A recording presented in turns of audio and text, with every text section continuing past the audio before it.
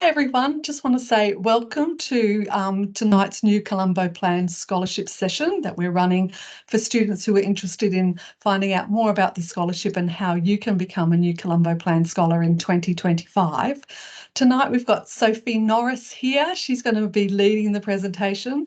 Sophie was our 2023 scholar and is now our new Colombo Plan ambassador for the year. So she's going to tell us all about her experience, what you need to know from a student perspective about the program and about planning for your application and so on. I'll be here as a backup to jump in if there's anything that I think that you might need to know that hasn't come up in prior questions. But Sophie, I'm going to hand it over to you now and let you go.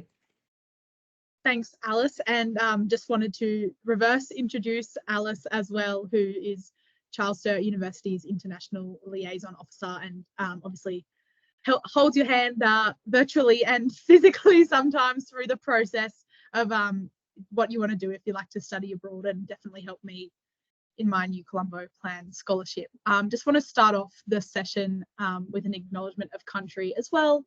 We would like to acknowledge the Wiradjuri, Ngunnawal, Gundungurra and Biripi peoples of Australia, who are the traditional owners and custodians of the land on which Charles Sturt campuses are located, and pay respect to their elders, both past and present. So, the New Colombo Plan Scholarship. A lot of you probably have never heard of the New Colombo Plan Scholarship. I know I had not before coming to university. Here are going to start with some photos and videos of my time to give you a bit of a snapshot. This is me when I found out I got the scholarship. And as Alice mentioned before, I was a scholar to the country of Fiji in 2023, and this year I am acting as an ambassador, trying to get more wonderful Charles Sturt students to have a look at the scholarship. These are a couple of mementos of my time of scholarship here in Fiji.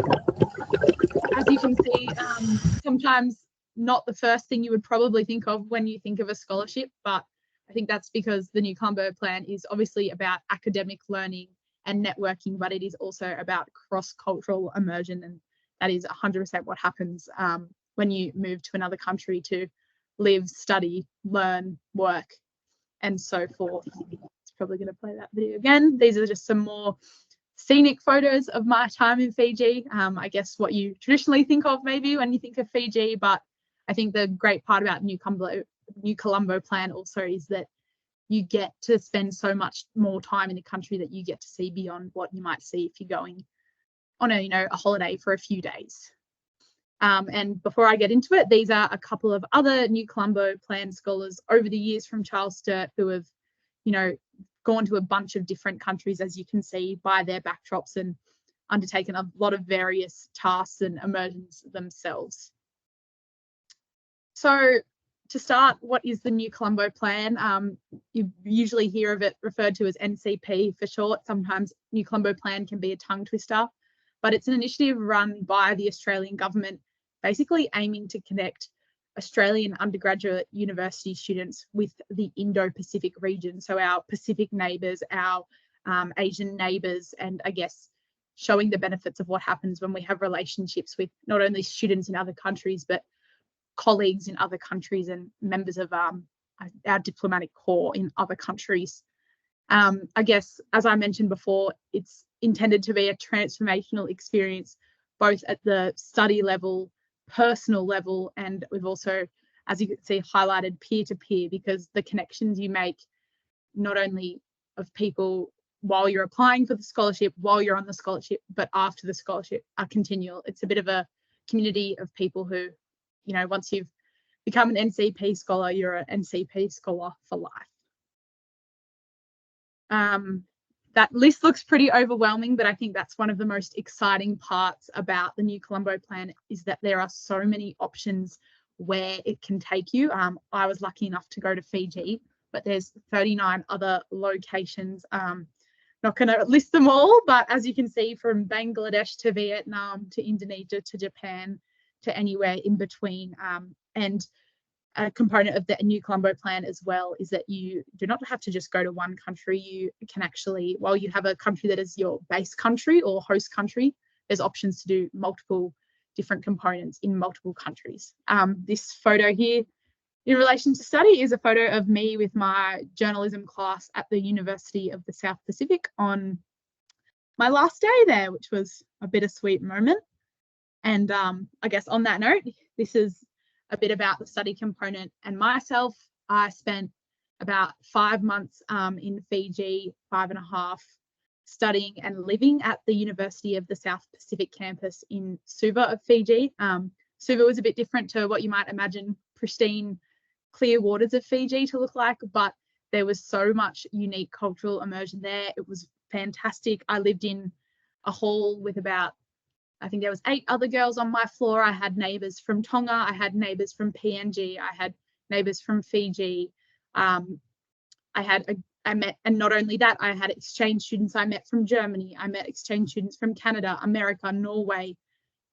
You know, you don't think of Fiji as the epicenter, but it is quite the epicenter of all the cultures. And that's the thing about the University of the South Pacific. It's not the University of Fiji. It's the whole of the South Pacific. So you've got Fiji, you've got Tonga, you've got Kiribati, you've got Tuvalu, you've got all these little countries, Papua New Guinea, so many more that come together. Yeah, and I studied journalism there. That's my degree I completed at Charles Sturt University. I did 4 subjects, 2 being journalism, 1 being marketing, and 1 being Fijian for beginners, which was very fun and just kind of an example of, I guess, the flexibility that you may be able to have on the new Colombo Plan. This is on the right, a photo from my last class of Fijian for beginners. Our teacher took us to the fruit market in Fiji, and we actually, for our kind of final assessment, had to order pineapple. As you can see, we're all holding completely in Fijian. It's probably been a little while now since I've spoken Fijian, so I wouldn't be able to give you the exact wording, but that was a really cool experience. When else in your life can you order something completely in another language and someone understands you and be there with teachers? It was really special. And this was on the left with my journalism class. I think it was World Press Freedom Day, which was an event they had in the journalism faculty at USP. So I mentioned that I study journalism, but this is definitely not just a strictly journalism scholarship. The amount of people and the variety of things that can be studied in the NCP is crazy. When I was in Fiji, there was a boy studying engineering, there was a girl studying marine science, there was another girl studying law, there was a girl being a marine biologist, there was another journalism student, there was a girl, you know, doing a bit of medicine. There are so many different opportunities. I think the main thing, obviously, is that it's got to be kind of matched up with the study load that you take at Charles Sturt University. So you can't just go overseas and completely take random subjects. They do have to get approved by your course director and kind of, I guess, cross over with what you would be learning here if you're in Australia. I did one session of study overseas, but you can do up to 2 full sessions there. And you also have the opportunity to do language training, which can be with an external provider, and an internship, which I also did at a point during my time overseas, but I think that is the next slide. So my internship, because I wasn't away for the hugest amount of time, the new Colombo Plan scholarship can be anywhere from, I think it's about 3 months to 18 months. So that's a 1.5 years. It is a long time. I was just under 6, but I did my internship concurrently with my studies. So I had Fridays free at uni in Fiji. So I would go in once a week to the Fiji Sun newspaper, where I would write articles and do online content. And often I would work on the weekends at rugby games doing digital content for the Fiji Sun, which was just an unreal, unbelievable experience, pinch me moment. And this is a photo here of me with my boss, the editor of the Fiji Sun, who actually was the founder of Women in Media Fiji. So she invited me along to a few of those events. I ran the social media for some of the events, which was really cool watching how that has developed. A couple more photos from my internship. On the left, that was my last day. They got me a cake, which was lovely, and a Fijian Drua jersey, which I'm wearing. And then on the right, that is all the media from all the different newspapers, television, radio, together after one of the Fiji and Drua home games. So as you can see, just that cultural immersion and learning from journalists in Fiji, which when else is that opportunity to literally be involved in the media pack. Who should apply? I guess the world's your oyster, but to start off with, Charles Sturt University will nominate you. So when it says home university on the screen, that is Charles Sturt University. You need to be an Australian citizen. You need to not have citizenship of the country you're proposing for your scholarship out of those 40 countries. You need to be enrolled in at least a bachelor degree or bachelor's honours degree at an Australian university, which I assume most of you are at Charles Sturt if you are listening to this. You've got to be between 18 and 30 years of age inclusive, or up to 35 years of age for a First Nations student. And just one point I would like to emphasise, so the new Colombo outlines to have a 70% grade point average, which at Charles Sturt is 5. A lot of people say that, you know, you can get through uni with passes, Ps get degrees, but I think this is one of the benefits of, you know, putting in that extra bit of work at uni, that you make yourself eligible for these opportunities by, yeah, you know, showing that you've got commitment to your coursework and showing that you're genuinely interested in your course. Alice, I guess, is there anything I haven't touched on? No, you've done a great job so far, Sophie. I think, yeah, so what you said about, especially about the grade point average, is really important. And I mean, people sometimes think, oh, GPA 5, that's really unattainable. But as Sophie said, if you just apply yourself and show commitment to your studies, that will, you know, naturally lift your degree. But that commitment to your studies will also help you answer the NCP criteria as well, which I think we're getting to. I can't remember if we're getting to that in a little while or not. Yeah, so those are the main scholarships. So, the main criteria. And I think there's everything in there. There might be one or two other ones that we haven't listed here just because they're mainly administrative, that Charles Sturt Global will check on your behalf. You can't be an employee of DFAT, for example, and those sorts of things. But certainly they're the main ones that you would be looking at. The other thing I would say, that if we've got any first year students watching this, you may need to put in your nomination before your first session of grades are released. So you may not know what your GPA is at that time. That doesn't exclude you from applying.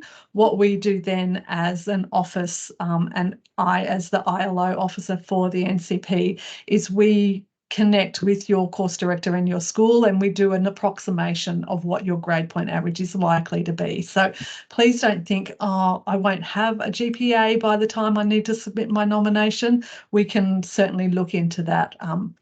Once you move further through the process, and if your GPA is a little bit lower than what we were hoping, then we might recommend that you know, maybe go on exchange to a different pathway rather than NCP. But at the initial stage, don't let anything put you off. Showing your enthusiasm is always a helpful thing when it comes to applying for these types of programs. Thanks, Sophie. Couldn't agree more. And just on the message to any first years watching, I think especially there's a lot going on in your first year of university, finding your bearings, but don't feel like you know, oh, I can apply for this next year, like there's no reason I should put my name in now. Definitely do it anyway, because even if you're, you know, potentially unsuccessful in your first year, that doesn't mean you can't apply again in your next year. But also applying earlier and kind of getting an idea of it earlier means you can, you know, plan what subjects might I need to do overseas, or maybe if I want to go for longer, I can go for longer of the duration of my degree. So don't feel like it's something that's, you know, for last year students or anything. I think I started, there is a timeline about when things are coming up later in this presentation, but I started, you know, quite early in my second year applying, and then, you know, some people don't end up going to like the end of their third year. I went at the start of my third year, but it's almost, you know, it's a long-term application process. So definitely not one to count yourself out of for no reason. I guess in terms of what do you actually get out of the scholarship, so obviously this will vary from scholar to scholar depending on so many factors, obviously being that a big one is, you know, cost of living in Singapore poor versus cost of living in Fiji will be different. So the scholarship money, you know, does go further and less further in different countries just based on the exchange rate. But the types of expenses that can be covered are your study component, a full-time language training component that's outside of university, travel allowance, so, you know, flights to get over there and to get back, an establishment allowance, so basically when you arrive on your first day in Fiji, you're not left to your own $0 in your bank account, a scholarship allowance, which is usually comes in the form of, I guess, a monthly payment, I guess, to make sure you can keep surviving over there and to help you, you know, do the things and do those cultural immersion activities over there. A mental health allowance, which is really helpful as well. You know, moving to another country can be overwhelming. So it's really good to have that help and to not have to stress about the financial burden of that. Other benefits that are a bit more technical, but obviously happy to talk about, you know, getting travel insurance from the new Colombo Plan. You get a case manager who is basically, you know, there virtually side by side with you, making sure you got there okay, making sure your visa's okay, making sure all your subjects are okay. And obviously the new Colombo Plan being quite a prestigious scholarship, there's opportunity, you know, for external sponsors or someone from the private sector to sponsor you and give you some more allowance toward your scholarship. This is a photo of 3 of my fellow Fiji scholars when we were back in Australia for the New Colombo alumni training, but just further proving that point that, you know, we all hung out every day in Fiji and you come back and you have made friends for life as well. One from Melbourne, one from Queensland and one from Wollongong. So it really is that peer-to-peer experience and all studying different things as well. The application process. Obviously early stages in information, but just wanted to give you a bit of a basic outline of kind of what you can expect to go through when applying for it. And while it might seem a bit long or arduous, it is more than worth it, and it is spread out over a period of time, as you'll see on this timeline. So as mentioned before, the application process starts quite early, so May, June. So Child Cert Global will usually put out, whether it's an email or a post saying, you know, anyone who's interested in studying for the new Colombo Plan, please nominate. From there, Child Cert will nominate a handful of students who they believe would represent the university well and who put forward strong applications, you know, for their respective fields, because obviously what I write wanting to be a journalist in Fiji is going to be different to someone who wants to be a lawyer in Tokyo. So, you know, it's a case-by-case thing. So never count yourself out and go, I'm not studying law, or I'll never make it, or I'm not, you know, doing this, I won't make it. So then NCP will ask you to submit an application to them. They will then sift through and shortlist successful students. You then go through an online interview, which is a bit of a panel. There's a few panel members and obviously ask you questions. You get about 10 minutes to prepare answers, which sounds stressful, but Child Cert Global is with you the whole way and does help you prepare for these things really well. And at all the stages, honestly, you know, they will help you draft answers. So it really is, you know, you'll get out of the scholarship application process what you put into it. So there is so much potential to really submit an application that you put a lot of effort into and are really proud of. So then comes around November, you find out, you open that email one day, which can be very exciting. I cried, but good tears. Then you go to a ceremony where you're publicly announced, and in the new year, I'm pretty sure from January 1st, you have the opportunity to start your scholarship anytime in that year. And Alice, is there anything else I missed in that kind of timeline? No, you haven't. Just for anyone who's wondering why we can't be more specific, the actual timeline hasn't been released by the new Colombo Plan yet, so we can only speak in general terms, but this is the timeline that was followed in 2023 for the 2024 scholars. So as soon as we get the specific dates from the NCP, we'll definitely update our timelines and start getting in touch with students. But that's, yeah, generally as early as May, you might start thinking about what you're going to put in your nomination form. You can actually, Sophie's got the criteria coming up next, so you can actually start thinking about your questions and answers that you're going to be preparing for the NCP. So you can start that from, as soon as you finish listening to this recording, you can start thinking about the assessment criteria. But yeah, generally around May, as Sophie said, it feels like a long process. A lot of that is downtime, just waiting for answers and responses. But also wanted to just reiterate that Charles Sturt Global Office is through that process with you. So we don't just say, yes, you're going to be nominated and leave you on your own.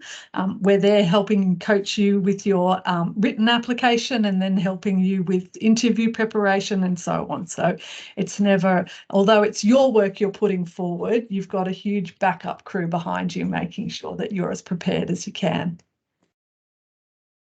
And just a note as well, you're probably thinking, oh, it's only March. Why are they putting this presentation out so early? I think all the feedback from a lot of scholars across all the different universities was we need to get this information out earlier because, thinking about moving overseas or even applying to do it is a big thought process. So I think having that couple of extra months to get excited and think of it as an opportunity is really valuable. So when it comes around to May, you go, oh, I know kind of what that is. Like I can find out a bit more, but I'm definitely interested.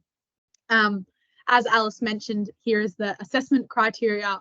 They're usually quite similar across the years. This is based on last year's criteria. So in a written application, you're basically answering 4 questions. They're not 1,000-word essays or anything. They're typically short responses. And like mentioned, Charles Sturt Global also really work with you in that process if you would like to refine those answers and really let your personality shine.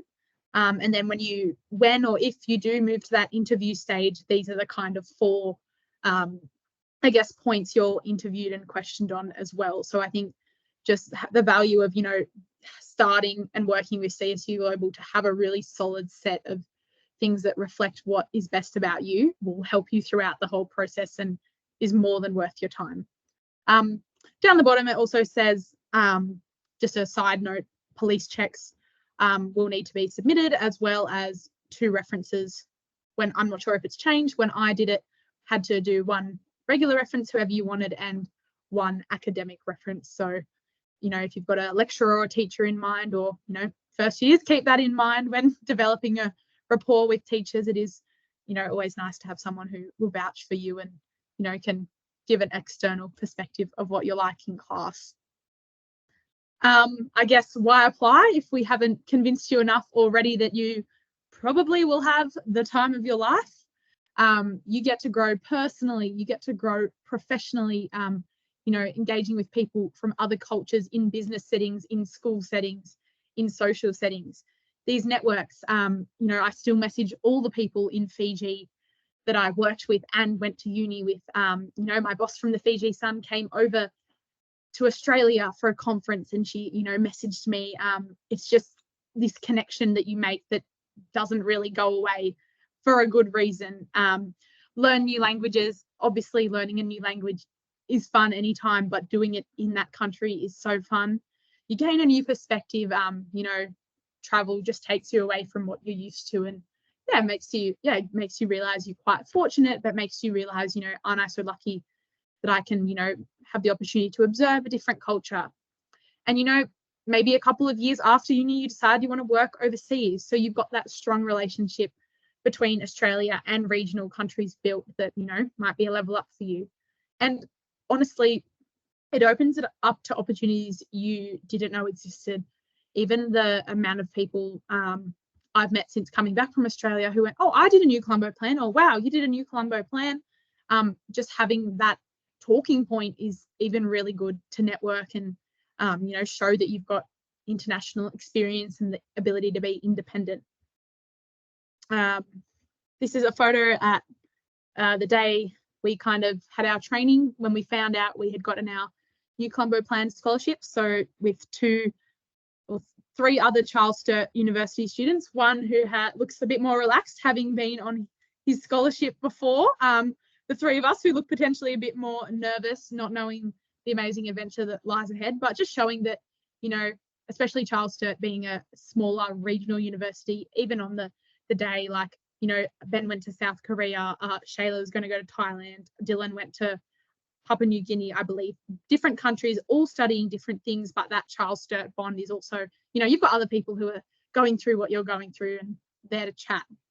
And I think just building upon that network, like you've got a network for life. The New Colombo Plan are constantly sending us invites to conferences and events, you know, whether in different states, whether they're in overseas. And maybe one day you'll get to be an ambassador like me and convince people to go overseas, and you're sitting there going, if only you knew how amazing it was. I'm probably not describing it anywhere near as amazing it was, but it is a truly life-changing experience. A couple of other photos on the left, this is me with 3 of the players in the Fiji women's rugby team.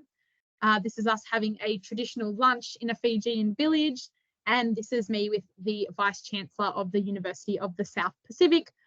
This was, I think, my first week in Fiji. And yeah, I got to interview him for an assignment, which was very cool. And yeah, just shows the opportunities you get.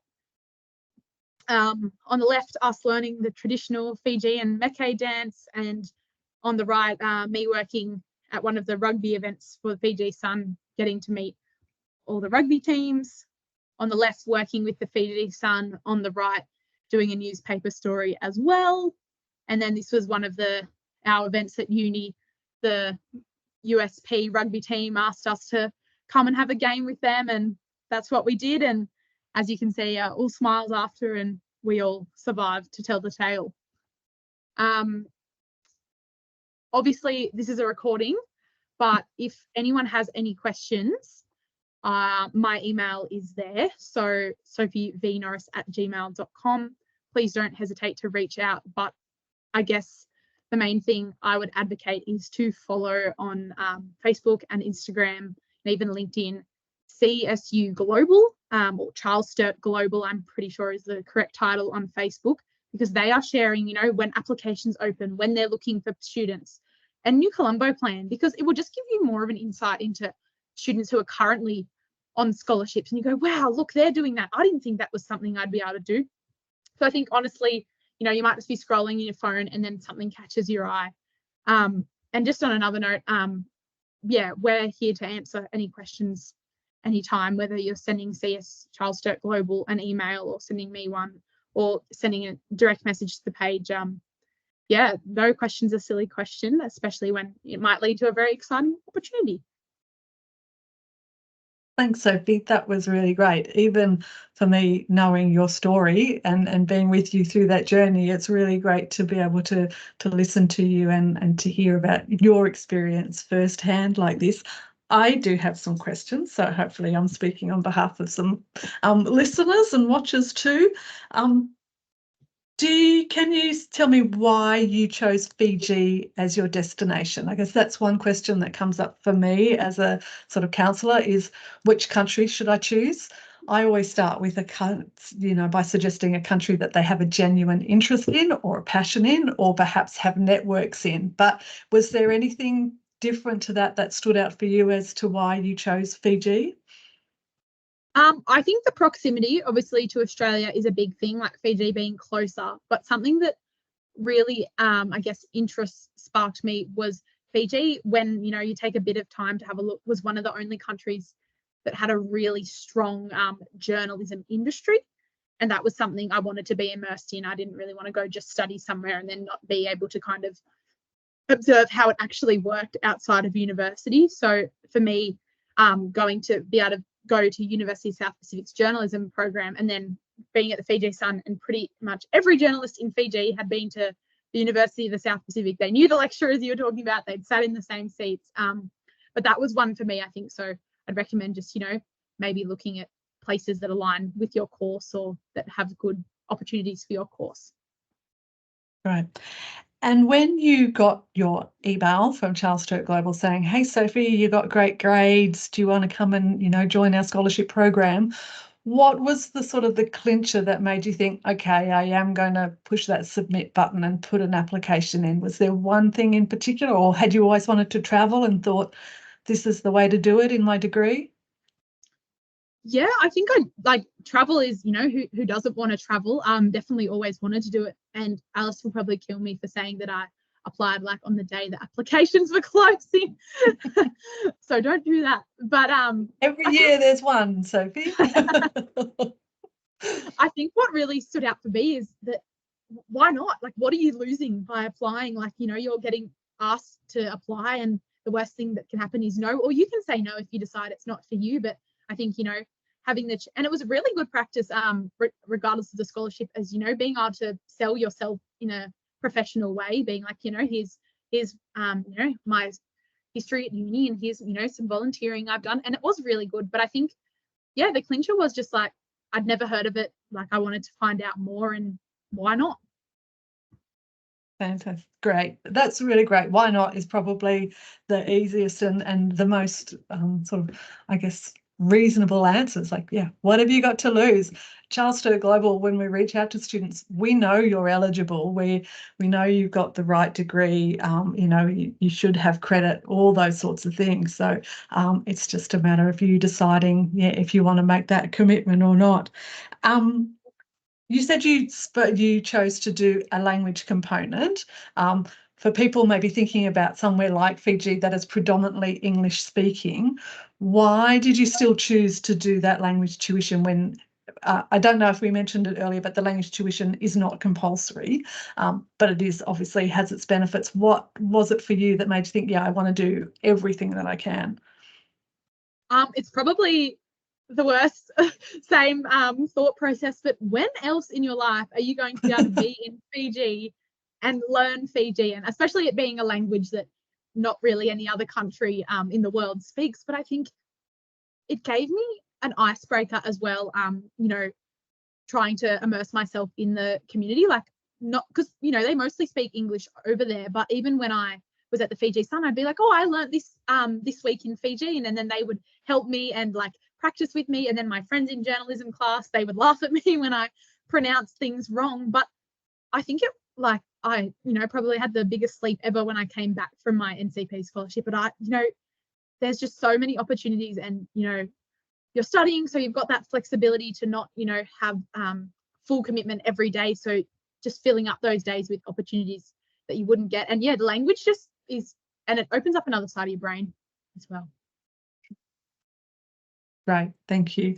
And my last question, and I think you just touched on it just then about other opportunities that come from it. Was there anything that sort of stood up for you that you weren't expecting, that you went, you met someone or you went to an event, or it's allowed you to do other things since you've come home to Australia? Has it opened doors for you in other sense as well? I think definitely the internship. As I mentioned, like going over, I wasn't 100% sure if I wanted to do the internship while I was studying. I thought, I'll get over there and see. But that was incredible. Being able to meet people from the football games. I was working at the Super Rugby, who are now working in media industry in Australia.